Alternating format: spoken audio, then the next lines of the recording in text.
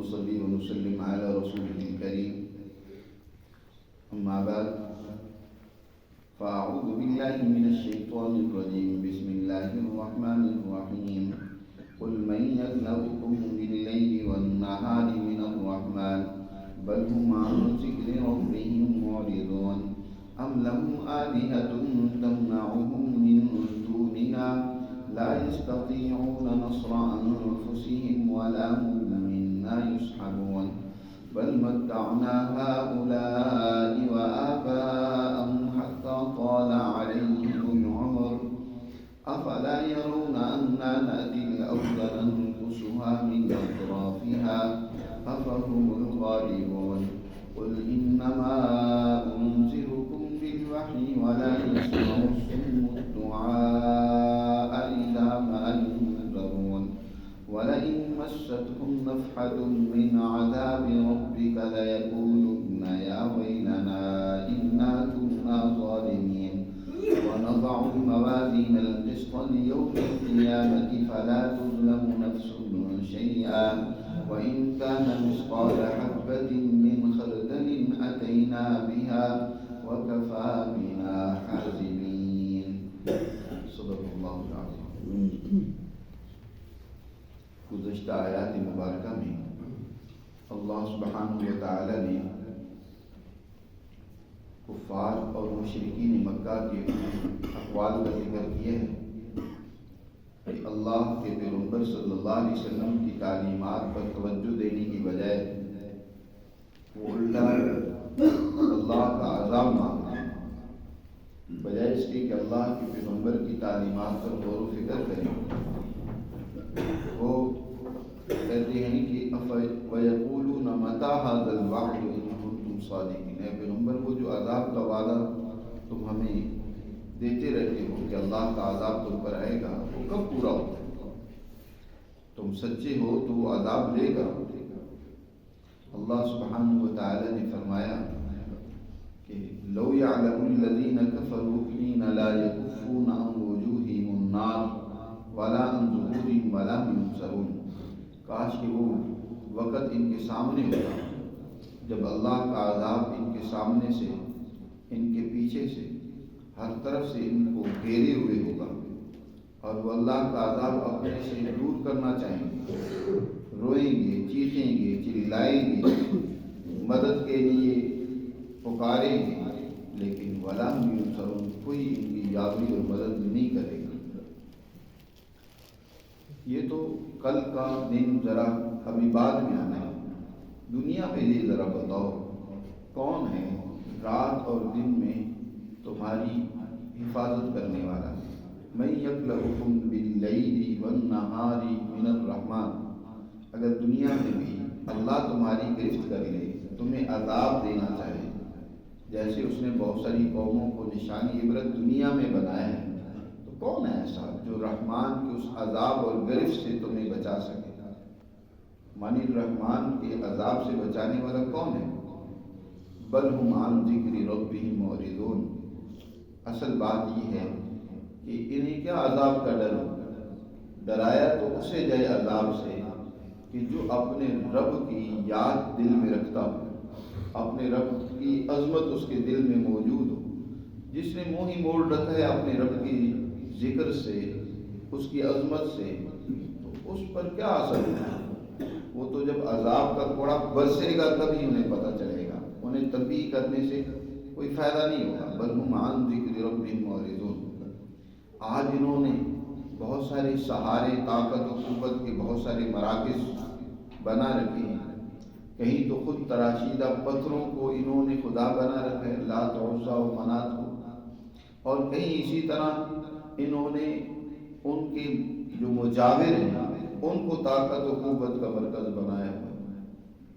ابو جہل الجوہنی وہ بیت اللہ کے متولی تھے. وہ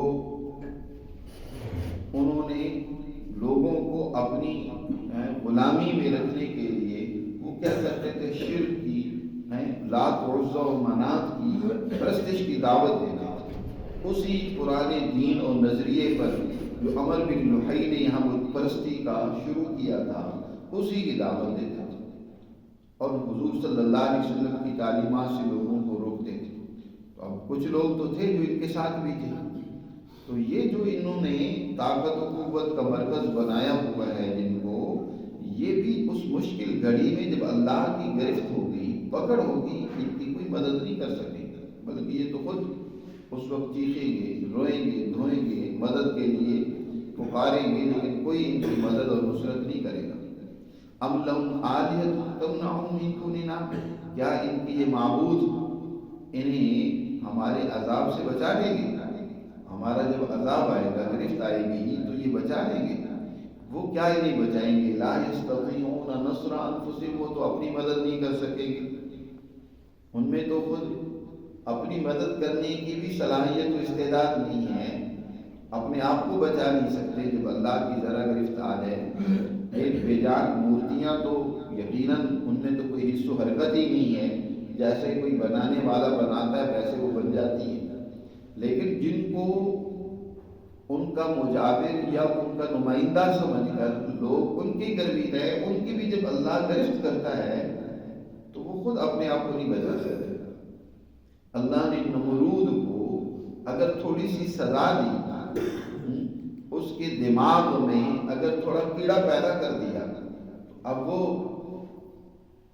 اپنے آپ کو جوتے مرواتا ہے، اپنے آپ کو اس عذاب اور بیماری سے نجات دلانا چاہتا ہے، لیکن کوئی نہیں ہے، وہ اپنے آپ کو نہیں بچا سکتا۔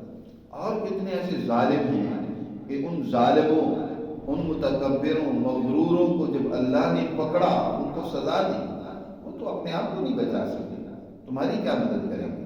لا یستطیعون نصر انفسہم ولا هم منا یصحبون، اور نہ ہی انہیں ہماری طرف سے کسی قسم کی کوئی تائید و رفاقت نصیب ہوگی، بلکہ وہ اسی طرح اللہ کے عذاب میں گرفتار ہوں گے۔ اصل بات یہ ہے کہ ان کو عذاب کی ان وعیدات سے تنبیہ کیوں نہیں ہو رہی؟ یہ الٹا بڑے ہی تھوڑ دلے کے ساتھ، اجلت کے ساتھ یہ اللہ کا عذاب مانگنے بیٹھ جاتے ہیں۔ وجہ اصل یہ ہے کہ اللہ نے ان پر ایک طویل عرصہ اپنی نوازشیں کی، دنیا کی آسائش اور راحتیں ان کو عطا کی ہیں، ان کو موقع دیا ہے سمجھنے کا، لیکن ان آسائش کو یہ استعمال کرتے رہے، ان آسائش میں پڑھ کر بجائے اس کے کہ اللہ کی نعمتوں کا شکر ادا کرتے ہیں۔ اس رب نے ان کے اوپر کتنی مہربانی کی، بیت اللہ کی مجاوری دی، پڑوس دیا، بیت اللہ کی وجہ سے ان کی عظمت اور شان میں کئی گنا اضافہ ہوا جی۔ خاص طور پر قریش کے لیے تو اللہ نے ان کو مخاطب کر کے فرمایا لإیلاف قریش ایلافہم رحلۃ الشتاء والصیف فلیعبدوا رب ھذا البیت الذی اطعمہم من جوع وآمنہم من خوف۔ ان قریشیوں کو تو خاص طور پر اللہ کا احسان مت ہونا چاہیے تھا کہ جس ذات نے اس بیت اللہ کی وجہ سے ان کو اتنی عظمت دی ہے کہ یہ گرمی اور سردیوں کے سفر کرتے ہیں اور مال و دولت بھی کما کر لاتے ہیں اور سیاحت بھی کرتے ہیں، اور لوگ ان کی بڑی تعظیم بھی کرتے ہیں کہ یہ بیت اللہ کے کہہ پڑوسی ہیں جی۔ یہ اللہ نے ان کی یہ عظمت لوگوں کے دلوں میں پیدا کر دی، ان کے لیے سہولتیں گرمی اور سردیوں کے سفر کی پیدا کر دی، ان کو کھلایا پلایا، نعمتوں سے نوازا۔ ان کو تو چاہیے کہ فَلْيَعْبُدُوا رَبَّ هَذَا الْبَيْتِ، اس بیت اللہ کے رب کی عظمت ان کے دل میں پیدا ہو، اس کی اطاعت کریں، لیکن انہوں نے الٹا ان نعمتوں کو استعمال کرنے کی وجہ سے، ان عیاشیوں میں عیش و عشرت میں پڑ جانے کی وجہ سے الٹا ایسے ان کے دل غافل ہو گئے کہ سمجھنے لگے کہ جو کچھ ہم کر رہے ہیں یہی ٹھیک ہے، یہی ہے۔ باطل پرست انسان وہ اپنی اس استدراج اور ڈھیل کو بس اوقات حق سمجھنے لگ پڑتا ہے کہ یہی حق ہے، یہی جو کچھ ہم کر رہے ہیں یہ ٹھیک ہے۔ تو اس لیے اب وہ ان کو جب تنبیہ کی جاتی ہے، سمجھایا جاتا ہے، تو وہ سمجھنے کی طرف نہیں جاتے۔ قرآن کہتے ہیں بل متعنا ہؤلاء، بلکہ ہم نے ان کو بھی سامان عیش و عشرت دیا، ان کے آباء و اجداد کو بھی، حتیٰ طال علیہم العمر، یہاں تک کہ اسی طرح ان پر ایک لمبا طویل زمانہ گزر گیا۔ اس کو اب نہیں سمجھ رہے، لیکن انہیں اب غور کرنا چاہیے کہ کہ اب جو ان کے اس باطل نظریے اور فکر کے مقابلے میں جھک آیا ہے وہ دن بدن طاقتور ہو رہا ہے، پھیل رہا ہے، اس کی قوت بڑھ رہی ہے، سنجیدہ لوگ اس میں شامل ہوتے جا رہے ہیں۔ افلا یرون، کیا یہ نہیں دیکھتے انا ناتی الارض ننقصها من اطرافها کہ ہم زمین کو اس کی چاروں سمتوں سے کیا کر رہے ہیں، کم کرتے جا رہے ہیں۔ اب ان کی وسعتیں وہ کم ہوتی جا رہی ہیں، ان کے معتقدین کم ہوتے جا رہے ہیں۔ اس آیت کے حصے کا اگر تعلق مکہ سے ہو، جیسے کہ یہ سورت مکی ہے، تو مکہ میں بہت سارے قبائل وہ حضور صلی اللہ علیہ وسلم پر ایمان لا رہے ہیں، وہ قریشیوں کا اور وہ بیت اللہ کے پڑوسیوں کا اب وہ روح ختم ہوتا جا رہا ہے۔ جیسے قبیلہ غفار ہے، اسی طرح قبیلہ مزینہ ہے، اور اسی طرح بہت سارے قبائل جو ہے وہ کیا ہے، آہستہ آہستہ مسلمان ہو رہے ہیں اور ان کی عزت و عظمت ختم ہو رہی ہے۔ حضور صلی اللہ علیہ وسلم کی عظمت بڑھ رہی ہے، دین اسلام کی عظمت و اہمیت بڑھ رہی ہے، تو کیا اس پر غور نہیں کر رہے؟ خود قریشیوں میں کتنے نوجوان ہیں جو دین اسلام میں داخل ہو چکی ہیں، اور مدینہ منورہ میں تو پہنچ کر ظاہری طور پر بھی بہت سارے علاقی مسلمانوں نے اپنے زیر اقتدار لیا، ان کی تسلط سے نکل گئے۔ تو کیا یہ نہیں دیکھ رہے کہ ہم زمین کو ان کے لیے کم کرتے چلے جا رہے ہیں؟ افہم الغالبون، کیا یہ لوگ ہمارے مقابلے میں غالب آئیں گے؟ اللہ کی اس تدبیر کو یہ اب مٹا دے سکتے ہیں؟ نہیں، غلبہ اب یقیناً اس سچی جماعت کا ہوگا جسے اللہ کی تائید و نصرت حاصل ہے۔ قل انما انا انذرکم بالوحی ولا يسمع الصم الدعاء اذا ما ينذرون۔ اے پیغمبر فرما دیجیے کہ میں تمہیں اللہ کے وحی کے ذریعے سے متنبہ اور خبردار کر رہا ہوں۔ اللہ نے میری طرف جو وحی بھیجی ہے قرآن کی صورت میں، اس کے ذریعے سے میں تمہیں ڈرا رہا ہوں، سمجھا رہا ہوں، متنبہ کر رہا ہوں، لیکن میرے سمجھانے کا فائدہ انہیں کو ہوگا جو ذرا توجہ سے سنیں گے بات۔ جو بہرے ہیں، پکار سن ہی نہیں رہے، اس میں غور ہی نہیں کر رہے، تو انہیں کیا فائدہ ہوگا اس عذاب کا کہ ڈرانے کا جس سے انہیں متنبہ اور خبردار کیا جا رہا ہے۔ ولا يسمع الصم الدعاء، اور نہیں سنا سکتے آپ بہروں کو اپنی پکار، اذا ما ينذرون، جب ان کو ڈرایا جاتا ہے اس سے جو عذاب ان کی طرف آنے والا ہے، لیکن انہیں پتہ اس وقت چلے گا۔ بہت سارے لوگ ہیں نا، ان میں بات کی جائے تو بات کا کوئی اثر نہیں ہوتا ان پر، جو ڈھیل قسم کے ہوتے ہیں، جن کے دلوں پر سیاہی چھا جاتی ہے، تو باتوں سے وہ نہیں سمجھتے جب تک ان کو تھوڑا نہ مارا جائے، ان کو جب سرزنش اچھی طرح نہ کی جائے، ان کی پٹائی نہ کی جائے، تو اس وقت ان کو سمجھ نہیں آتی۔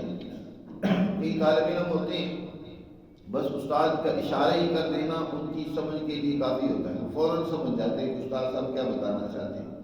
کئی ہوتے ہیں کہ انہیں جو ہے تھوڑا سا تنبیہ کی جائے، ڈرایا جائے، سمجھایا جائے، تاکید کی جائے تو پھر انہیں سمجھ آ جاتی ہے۔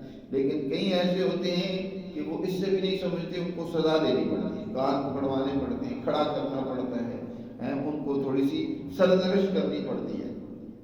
تو ان کا بھی حال ایسے ہی ہو گیا ہے کہ یہ اب آپ کی تنبیہات سے نہیں سمجھیں گے، نہیں بیدار ہوں گے، بلکہ ان کے لیے ضرورت ہے ایک عذاب کی۔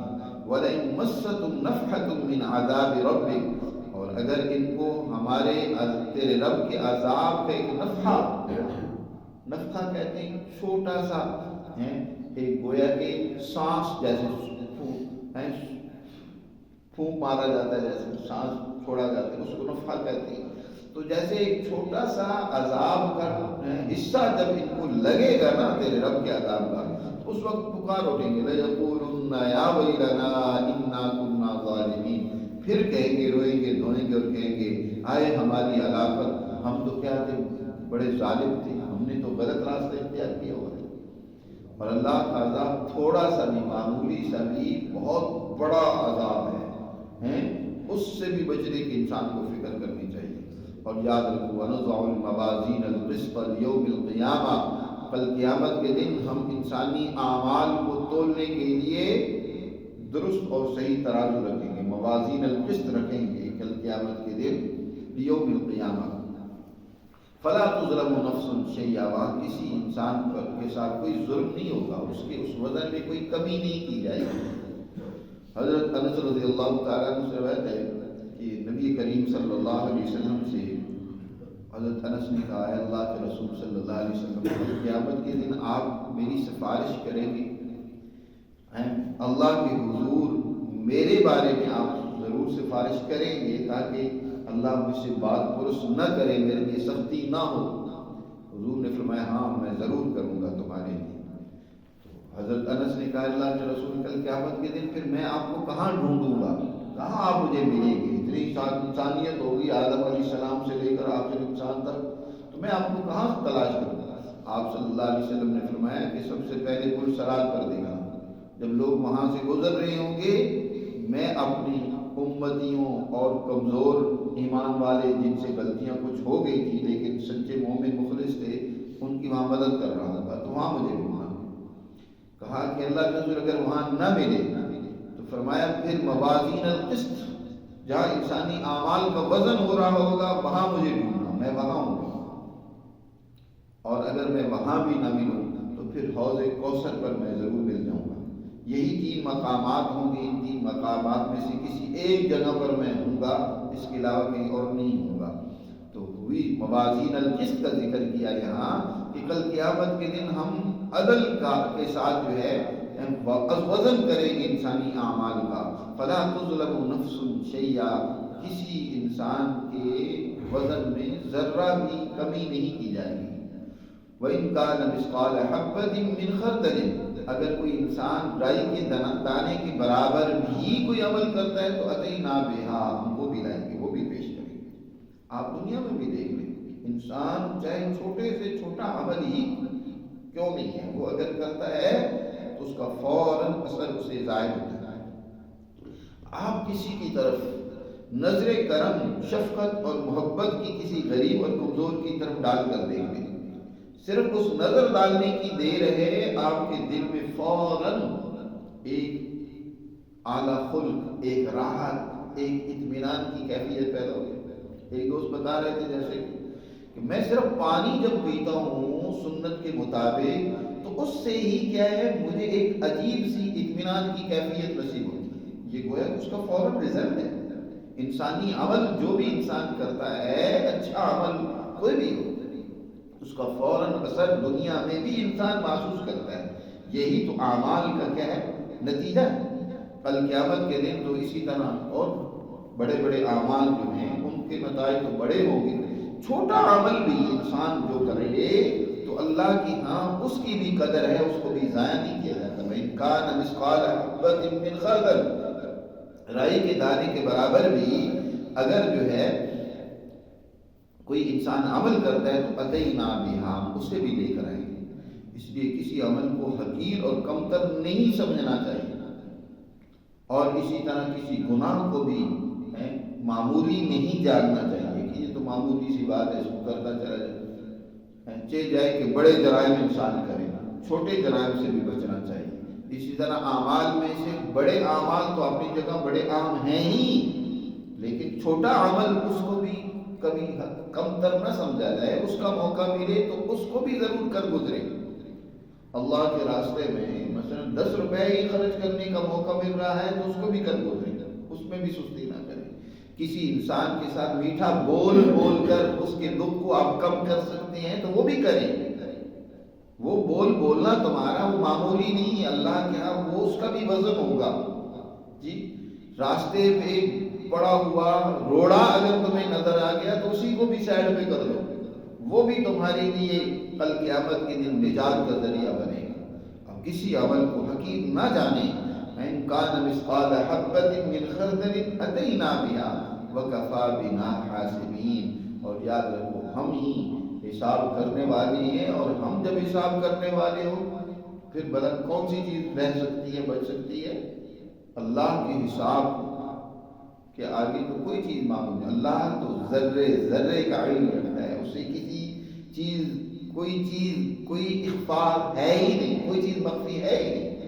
تو وَكَفَىٰ بِنَا حَاسِبِينَ، ہم حساب لینے والے ہیں، اور ہم جب حساب لینے والے ہیں تو پھر حساب کی اور کسی کو کوئی ضرورت نہیں ہے، اللہ ہی کافی ہے۔ تو اس طریقے سے ان آیات مبارکہ میں اللہ سبحانہ و تعالی نے اس حقیقت کو واضح کی ہے کہ جو ظالم طاغوتی طاقتیں قوتیں ہیں انہیں اپنی اس ظلم و طغیان میں اگر کوئی چھوٹ ملی ہوئی ہے تو یہ نہیں ہے کہ وہ اور زیادہ خرابی اور ظلم بدماشی میں بڑھتے چلے جائیں، ان کے اس ظلم کی انہیں ضرور سزا ملے گی اور انہیں اس سے رکنا چاہیے اور باز رہنا چاہیے۔ اللہ ہمیں سمجھ نصیب